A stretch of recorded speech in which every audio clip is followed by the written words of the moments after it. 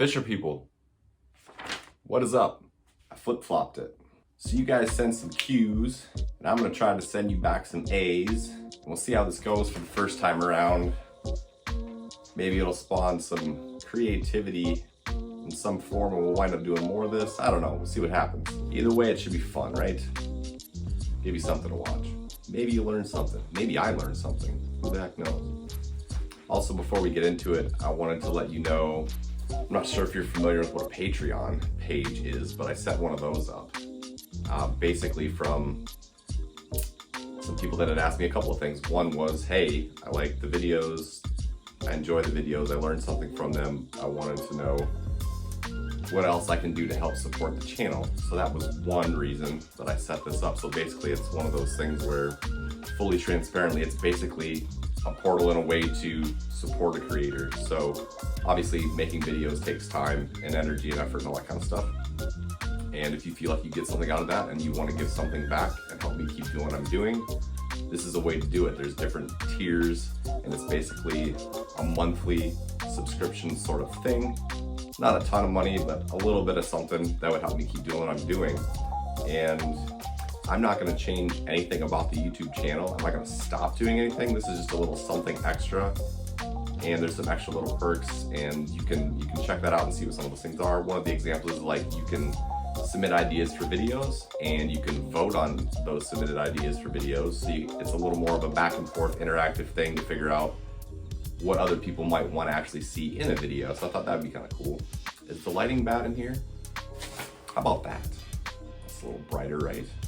So anyway, as I was saying, that's some of the things you can do to be more interactive. Submitting ideas, voting on ideas, kind of helps me also figure out like what is it that you think would be helpful in a video. There's another thing, if all that sounds like, I'm just donating money to some guy that wants to make videos and keep fishing all day, which I understand if that's your view. There's a Fisher Person Insider package on there that I threw up there, which is basically, I would call it like much more in-depth and more frequent fishing reports. So I post fishing reports to try to give some information on the generalities of what's going on Lake Sakakawea throughout the year and what's working for us, to give people some information if they're trying to plan trips, what they can expect out on the lake. But this would be a lot more in-depth. It would be potentially even like actual spots, locations, more frequent. I would give you the opportunity to ask questions. So if you had specific questions, I would, there's a messaging comment board forum on there basically that people can ask questions and I can submit back. So that's something that there's been some people that have wanted to know if I might not want to book a whole trip, but is there a way that I can get some information and some insight without doing the full experience? So I wanted to give that option to people that want it. If that's something that's appealing to you, check out the Patreon page. I'm going to show some screenshots here. I'm going to put a link to it and think about doing that. But without further ado, let's get into the Q's and the A's. That is, neither one of those is a Q or that's an A, kind of. So here we go. Oh, and some people said, yeah, go ahead, use my name, and other people didn't say anything, so I might mention the person's name who submitted the question, and I might not. We'll see what happens. I haven't read any of these except I've read 2 of the questions because I happened to get them through text message, but I haven't read the rest of them yet. So this is a little bit of an impromptu thing, so who knows what's going to happen. For a new fisher person, what is the best to use to catch walleyes? I bet jigs. That's a super difficult question. I assume that it's probably getting at, for somebody that doesn't have a lot of experience, what's the easiest way to get bites, set the hook, feel the bites, and land a fish? Jigs would certainly be fairly easy if you're vertical jigging, but I would say jig pitching is actually quite an advanced technique if you're doing it right, especially if you're doing it around structure and especially if the bite's subtle. A slip bobber is a super easy way. Obviously, a lot of people can tell if the bobber goes down. I would also say trolling's pretty easy if you're trolling crankbaits, especially if you're not trolling super deep and you're trying to just troll near the bottom. You let out line until it starts hitting the bottom, then you pull up a little bit till it stops, and then when a fish hits it, it just rips the thing back. So trolling's a really easy way. With crankbaits, bottom bouncer's a close second. You still might have to feel the bite sometimes, but if it's a really good bite, a lot of times the fish sets the hook on themselves and it's game over. So probably slip bobbers, vertical jigging if that works. Sometimes that's tough in Sakakawea when it pushes the fish around a lot if they're moving. Crankbait trolling, bottom mounted trolling. Got any good walleye recipes? Yes, I do. I happen to be a huge fan of the walleye taco. I know it's very popular right now, but it is with good reason because it's freaking delicious. I'm not super unique in the fact that I pretty much cube them up, put them in Frank's as a marinade, and then put them in a batter. I happen to be one of those gluten-free goofballs because I got some stomach issues. So I use some kind of gluten-free flour for a coating. I like to fry them up nice and crispy. And then the key for me, when you put it on the taco, first of all, I love avocados. People that know me know I love avocados. I cut up avocado and I put that on there. But the other thing you can do, and I'm gonna coin this term right here now in public for the first time, I call it the Sakakawea Crunch Wrap, because I crisp up little tiny cubed potatoes and I throw that on there the same way you would get like at a, what they call it, like a, is it a Taco Bell, like a Crunch Wrap Supreme or something? So it just adds a little extra crunchy element to the taco, but then to finish it off, of course, you have to have mustard. You have to have some sort of garlic something, vinaigrette, something to that effect, and then perhaps a little bit of tartar sauce. And some cabbage, raw, coleslaw mix. Is it best to use live bait or rubber thingies on jigs? Depends. If you can get away with plastics, I'll tell you this much, it saves you from going through a lot of live bait and from rebaiting. So I think it's a good thing to try plastics first and see if it happens. If it doesn't work, if the bite's a little finicky, I think live bait is always probably a more likely option if you don't know whether the bite is going to be outstanding or not. Is it possible you can teach my husband to catch fish? He needs help. Probably, maybe, unless he's a hopelessly lost soul. Tell him to book a trip. Did you know that you're way hotter than Tom Boley? From Starla Harper. Well, it is worded in the form of a question, I guess. What size jigging wraps do you prefer, and how does the time of year affect your size choice? Like smaller at the beginning of the season to larger at or near fall? I think he just answered his own question right there, honestly, yeah. If you're gonna use smaller jigging wraps, you probably wanna do it earlier when the bait in the system is still smaller, and then as the bait grows in the fall, you would go larger. Although that said, I think a lot of the jigging wrap size in terms of triggering bites has to do with the fall rate. So the bigger the jigging wrap is, the faster it falls after you rip it. So if you really need to trigger a bite, I think that might have more to do with it than the size profile, honestly, because even large jigging wraps aren't that large if you compare them to like a bigger crankbait or a creep chub or something like that, but they do get big fish to bite. So I think it has more to do with the speed of the lure and how fast it falls, honestly. I use mostly all number 9s almost the entire season. There have been times earlier in the seasons where the number 7s work a little better. And if you're gonna use them, yes, I would say the earlier the season is, use the number 7s. I've never used a number 5 out at Sakakawea. Not to say it couldn't work, I've never tried it. Definitely number 9s in the fall. What color of jigging wraps do you find that work best on Lake Sakakawea, and how does your weather and or time of year affect your color choices? Never underestimate the power of purple. I agree with that. And wasn't it green/silver you caught your PB walleye? So my PB walleye, right there, came out of Devil's Lake actually. And that was on a green and silver flicker minnow. I think it was the Edelweiss flicker minnow.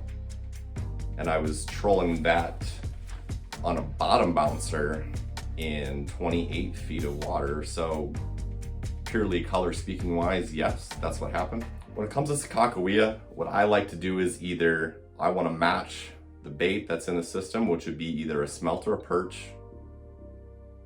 sometimes a straight minnow color.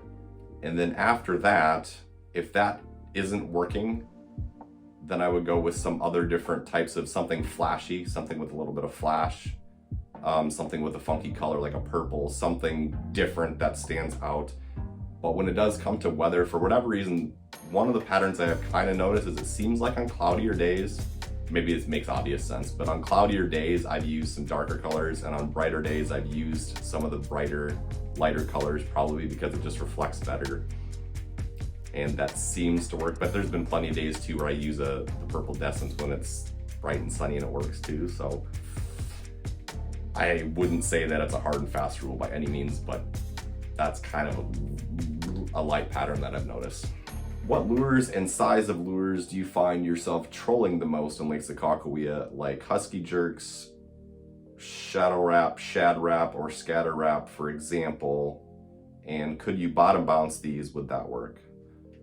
Well, as I just mentioned a little bit ago, I caught a 30-incher bottom bouncing a crankbait. So yes, crankbaits and bottom bouncers is a thing, and it works really well, especially if you need to troll them slower and you still need to get deep, and or if you want to troll slower on a tight contour. So like if you're trolling at 2 miles an hour with crankbaits, it can be hard to really hug a contour, but you can do it pretty darn well at 1 or 1.2 miles an hour with a bottom bouncer. So I've had a lot of success doing that on Lake Sakakawea too.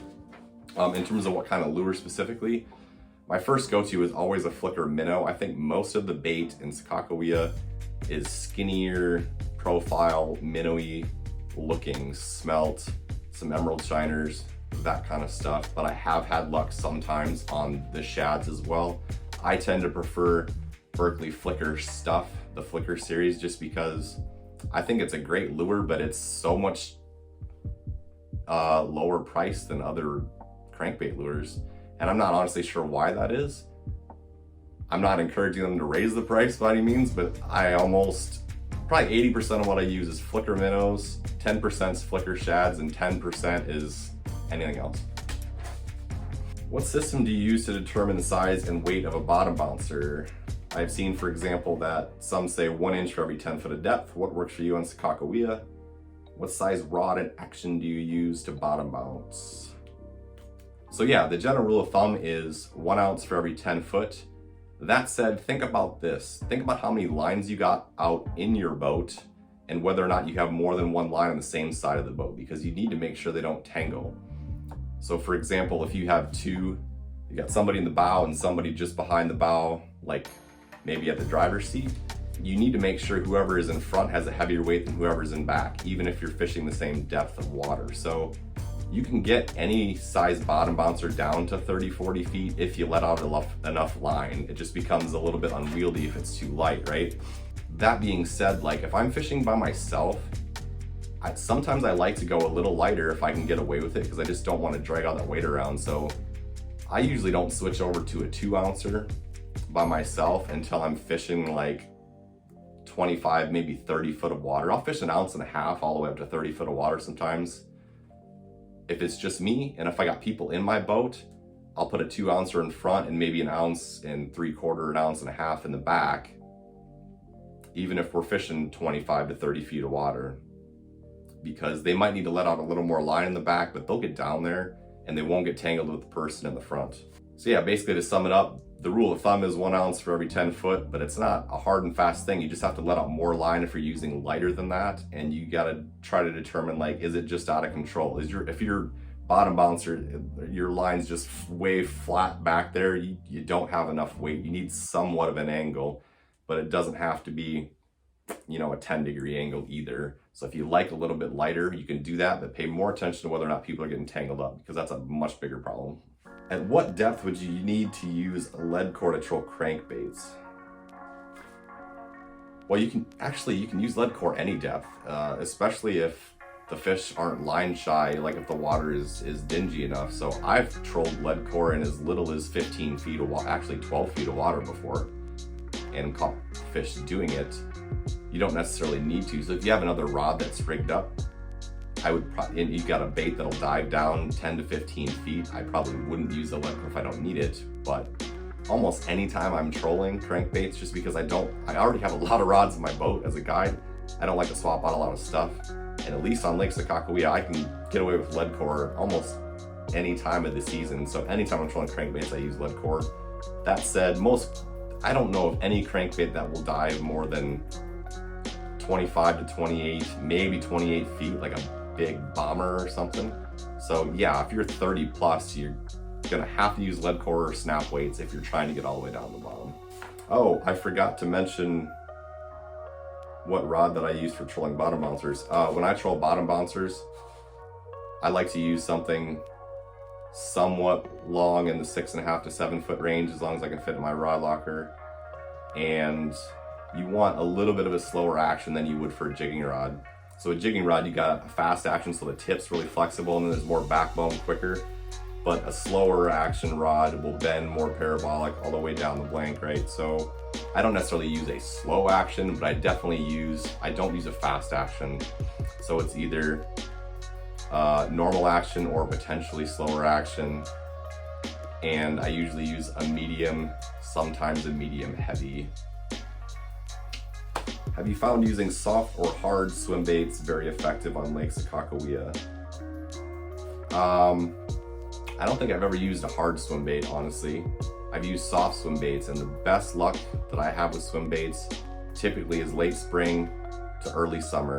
If the fish are still shallow and the bites started to really heat up, I do really, really well with swim baits, usually for about a week or 2 times. So like I start out with jigs and minnows, then at some point I can switch over to swim baits, and then at some point it kind of switches over to bottom bouncer season for me. So that's kind of how it's tended to work. Definitely had a lot of luck with soft swim baits. Never even tried a hard swim bait, honestly. This message is from Hannah Cook, and she asked, how many fish did you catch this year? That's a good question.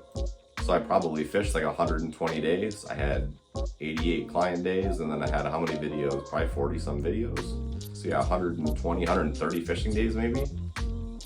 There were some slow days, and if we're just talking walleyes or if we're talking all fish, I don't know, let's just call it walleyes. There were a few days, a handful of days, especially early spring when it snowed and got really cold again, that kind of killed things, that we got skunked on walleyes.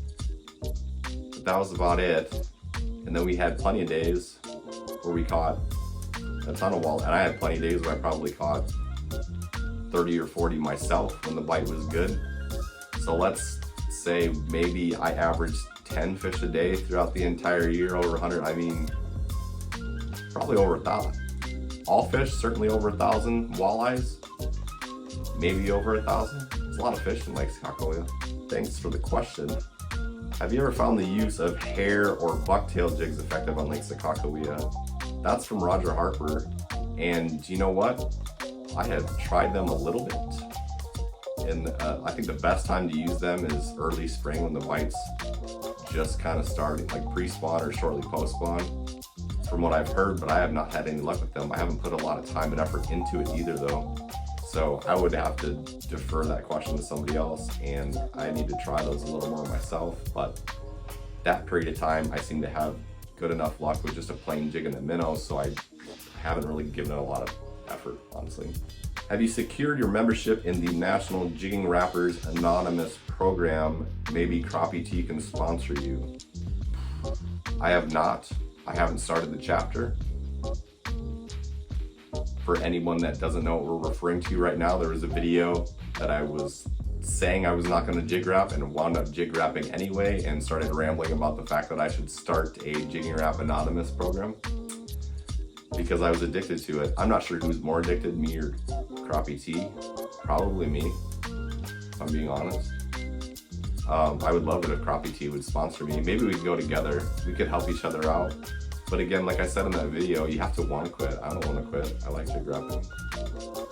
Why do you hate in capital letters, Goldeyes so much? Is it GEDS, Gold Eye Derangement Syndrome maybe?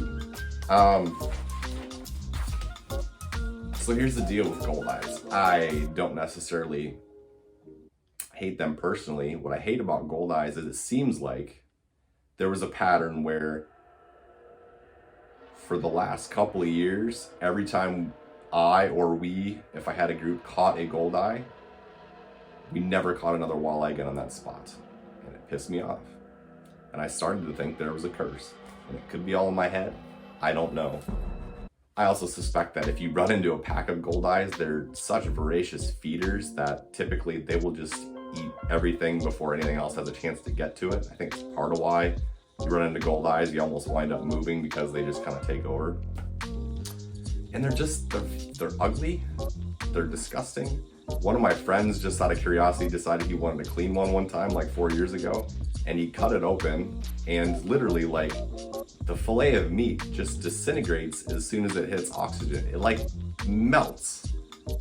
And it's impossible. Like, you would have to fillet the fish whole. You can't eat it or freeze it, maybe. I don't know. They're just weird and gross, and it seemed like there was a curse. I have another video about that where I finally broke the curse because I caught a walleye after the goldeye, but they just seem to be a problem for walleye fishing for me. So that's all the questions. Yeah, thanks for sending those in. That was pretty cool and fun. Hopefully you agreed with that. If anybody has more questions, or if they decide they like this, we can do more of these things. Just like leave a comment below or something and say, hey, this was cool. I want to try next time or whatever. And of course, consider liking the video, subscribing to the channel. We'll keep doing more stuff. We'll be in touch. I'll be around. You know that. And yeah, until next time. Later, fisher people.